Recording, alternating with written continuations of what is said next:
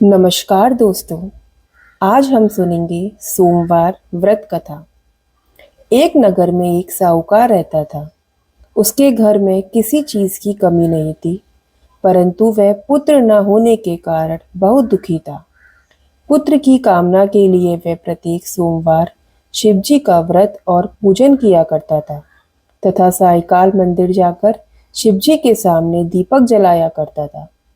उसके इस भक्तिभाव को देखकर एक समय माता पार्वती ने शिवजी से कहा, प्रभु, यह साहूकार आपका अनन्य भक्त है, बड़ी श्रद्धा से आपका व्रत और पूजन करता है। आपको इसकी मनोकामना पूर्ण करनी चाहिए। यदि आप ऐसा नहीं करेंगे तो मनुष्य आपका पूजन तथा व्रत क्यों करेंगे?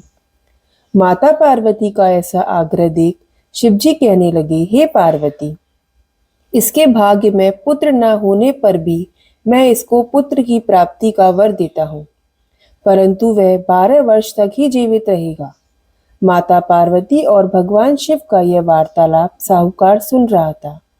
इससे उसको ना तो प्रसन्नता हुई और ना ही कोई दुख हुआ।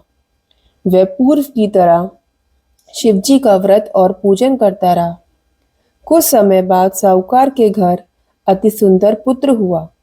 साहूकार के घर में बहुत खुशी मनाई गई। साहूकार असलियत जानता था, इसलिए उसने ना तो अधिक प्रसन्नता प्रकट की और ना ही यह भेद किसी को बताया।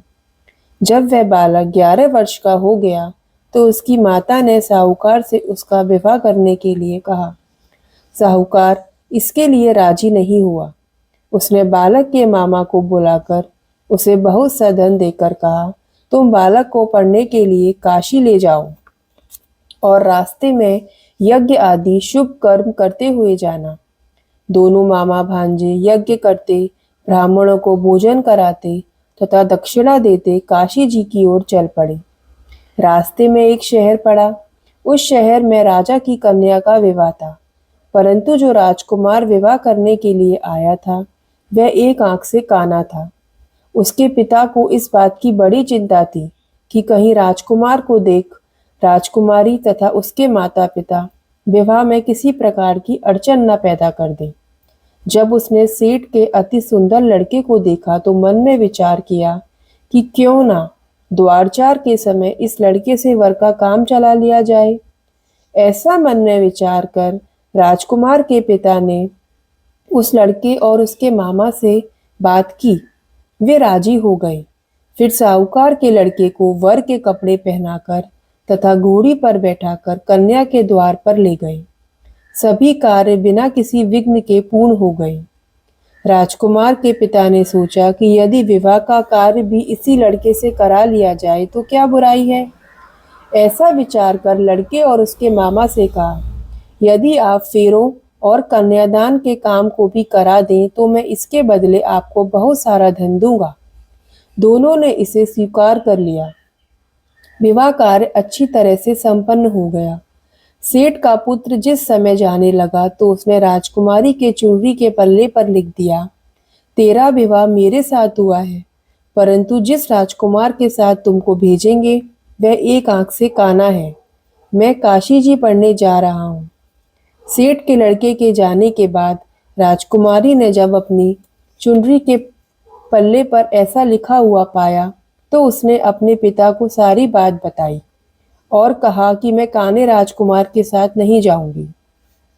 राजकुमारी के माता पिता ने अपनी कन्या को विदा नहीं किया और बारात वापस चली गई। उधर सेठ का लड़का और उसके मामा काशी पहुंच गए। वहां जाकर उन्होंने यज्ञ करना और लड़के को पढ़ाना शुरू कर दिया। जब लड़के की आयु 12 साल की हो गई, उस दिन उन्होंने यज्ञ रच रखा था। लड़के की तबीयत खराब हुई। वह अंदर जाकर लेट गया और उसके प्राण निकल गए। जब उसके मामा ने आकर देखा कि उसका भांजा मृत पड़ा है तो उसको बड़ा दुख हुआ। उसने सोचा कि यदि मैं अभी रोना पीटना मचा दूंगा तो यज्ञ का कार्य अधूरा रह जाएगा। अतः उसने जल्दी से यज्ञ का कार्य समाप्त करवाकर ब्राह्मणों के जाने के बाद रोना पीटना शुरू कर दिया। संयोगवश उसी समय शिव पार्वती जी उधर से जा रहे थे। रोने और विलाप करने की आवाज सुनकर वे वहां पहुंच गए। उन्होंने पाया कि वहां एक लड़का मृत पड़ा था। माता पार्वती कहने लगी, महाराज, ये तो उसी सेठ का लड़का है जो आपके वरदान से उत्पन्न हुआ था। शिव जी ने कहा, हे पार्वती, इसकी आयु इतनी ही थी। तब पार्वती जी ने कहा, प्रभु, इस बालक को और आयु दे दो, नहीं तो इसके माता पिता तड़प तड़प कर मर जाएंगे। माता पार्वती के बार बार आग्रह करने पर शिवजी ने उसको जीवन का वरदान दिया। शिवजी की कृपा से वह लड़का जीवित हो गया। शिवजी और पार्वती जी कैलाश पर्वत की ओर चले गए।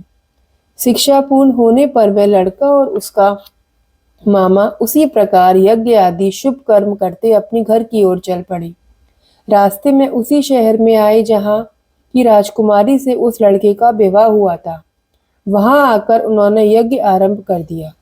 उस लड़के के ससुर वहां के राजा ने उसको पहचान लिया और महल में ले जाकर उसकी बहुत आवभगत की तथा बहुत से दास दासियों सहित आदर पूर्वक अपनी राजकुमारी और जमाई को विदा किया। इधर साहूकार तथा उसकी पत्नी अपने पुत्र को सही सलामत लौट आया देखकर बहुत खुश हुए। जो कोई भी सोमवार के व्रत को धारण करता है अथवा इस कथा को पढ़ता या सुनता है, उसकी समस्त मनोकामनाएं पूर्ण होती हैं तथा इस लोक में नाना प्रकार के सुख भोग कर अंत में सदाशिव के लोक को प्राप्त होता है। बोलो शिवजी भगवान की जय।